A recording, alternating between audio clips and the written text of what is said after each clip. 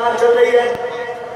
और यकीन करना, ये सरकार जो आई है दिल्ली में और महाराष्ट्र में, ये सारी की सारी कांग्रेस की गलत नीतियों की वजह से आई है। कांग्रेस की गलत नीतियां, कांग्रेस का दोगलापन, कांग्रेस का भ्रष्टाचार और बेईमानी, महंगाई, लोगों के साथ जुल्म और ज्यादती की वजह से आज देश की जनता ने बीजेपी जैसी पार्टी को बिठा दिया।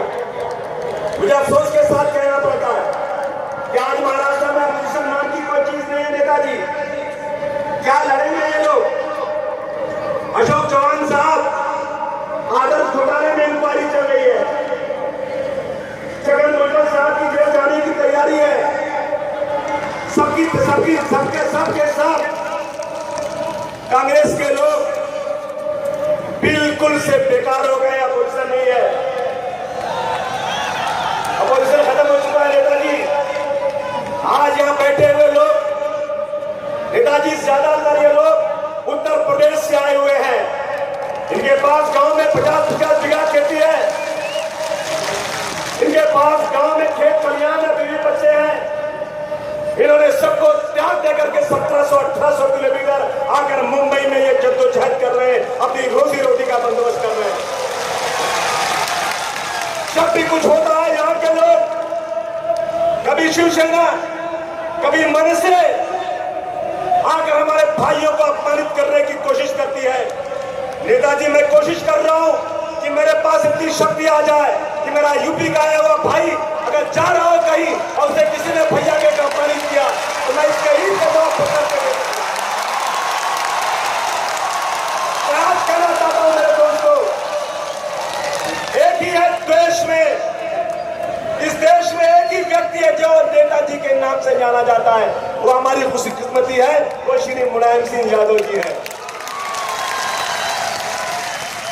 मेरे यूपी के भाइयों, जिस तरह तुम आजमगढ़ में, जिस तरह तुम इलाहाबाद में, जौनपुर में, उत्तर प्रदेश के किसी जिले में गले में गमोछा डाल करके, कान में उंगली डाल करके बिरहा गाते हो और आराम से घूमते हो, किसी से डरते नहीं हो, उसी तरह से मुंबई में रहना। मुंबई किसी के बाप की जागीर नहीं है।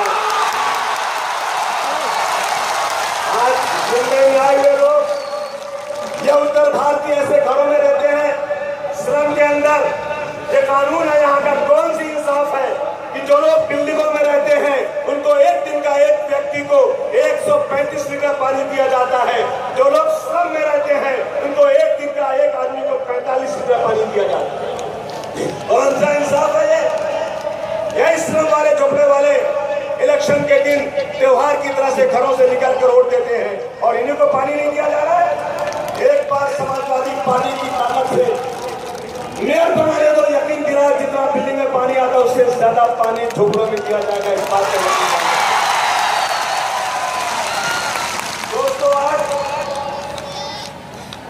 आज मुंबई के अंदर कितना संघर्ष किया हम लोगों ने 2000 तक के झोपड़ों को रिचार्ज करने के लिए। ये कोई बांग्लादेश से, ये कोई श्रीलंका या नेपाल से आए हुए लोग नहीं है, इसी मासी हिंदुस्तान के रहने वाले हैं। सरकार की पूरी जिम्मेदारी है कि सरकार इनको रहने के लिए घर दे, लेकिन सरकार जब घर नहीं देती तो बेचारे ऐसा घर बनाते हैं। यकीन करना, यूपी में हम लोग वहां बकरी और कुत्ता भी नहीं पालते जैसे घरों में हम लोग। और इस सरकार ने, कांग्रेस ने 2004 में अनाउंस किया था यदि हम सत्ता में आ गए तो 2000 तक के झोपड़ों को लिखवाइज कर देंगे।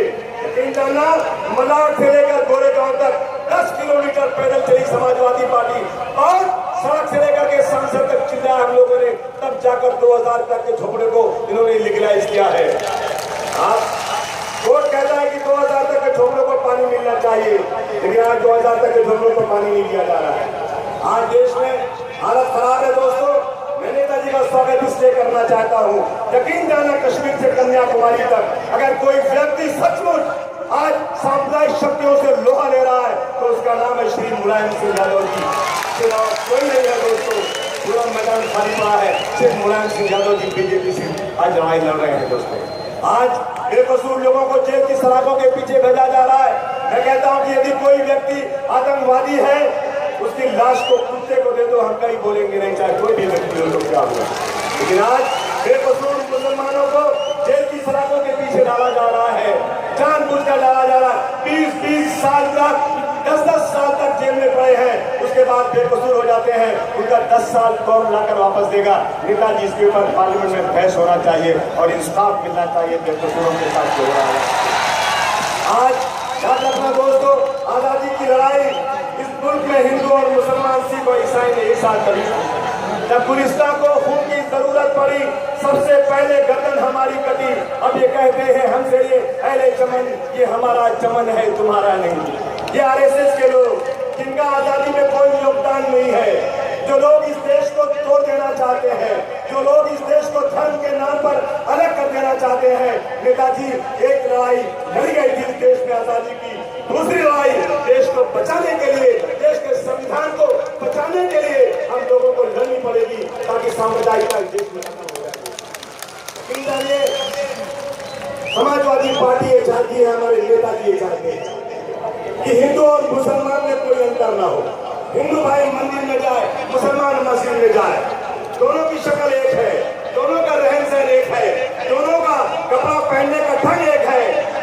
वो मंदिर में जाए, वो मस्जिद में जाए, लेकिन दोनों भाई भाई की तरह से देश में रहे। ये समाजवादी पार्टी का मैसेज, ये मैसेज लेकर आपके बीच में आए हैं।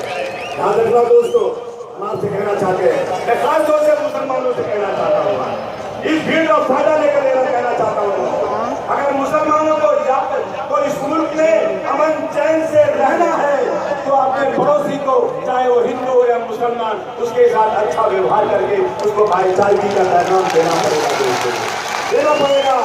आज से कितने मुसलमान हैं, हाथ उठाकर मुझे वादा करो,